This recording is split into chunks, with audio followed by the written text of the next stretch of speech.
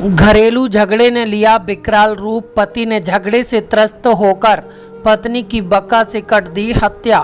उसके बाद स्वयं ने भी खा ली सल्फास। घटना से क्षेत्र में फैली सनसनी।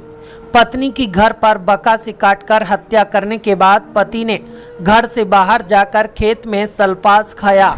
घटना की सूचना पर एसपी ग्रामीण सहित एसएसपी भारी पुलिस फोर्स के साथ मौके पर पहुंचे। पिता रामेश्वर दयाल ने बताया कि उनका बेटा ब्रजेश कठेरिया 42 वर्ष घर में अपनी 3 बच्ची गौरी, ईसु, दीपांशु और पत्नी सीमा देवी के साथ रहता था। शुक्रवार की देर रात पति पत्नी के बीच विवाद हुआ।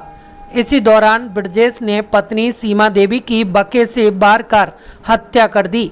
इसके बाद खुद भी सुसाइड कर लिया। बता दें, जनपद इटावा के थाना बरिया क्षेत्र के अंतर्गत ग्राम लोकनाथपुर की है यह घटना। आज 10-11 की रात में यह बसरेहर का एक लोकनाथपुर गांव है, थाना बसरेहर पड़ता है जनपद इटावा में।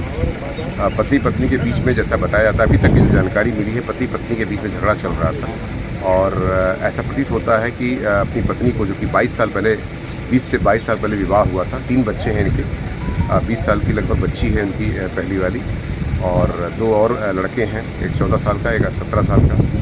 और इस प्रकार से फैमिली डिस्प्यूट, जो अब तक जानकारी मिली है, फैमिली डिस्प्यूट था। पत्नी को पहले पति ने जो है बांके से या किसी धारदार हथियार से हमला किया, कई जगह चोटें आई थी, उनकी मृत्यु हो गई थी आंगन में। और उसके बाद बताया जाता है कि उनके जो पति हैं वो खुद सल्फास खा लिए थे, सल्फास के टैबलेट्स मिले हैं, उल्टियाँ मिली हैं तथा जो है लैट्रिन भी किए हुए हैं और पैंट उतार दिए थे और थोड़ी दूर पर जा कर के उनकी भी डेड बॉडी पड़ी हुई थी।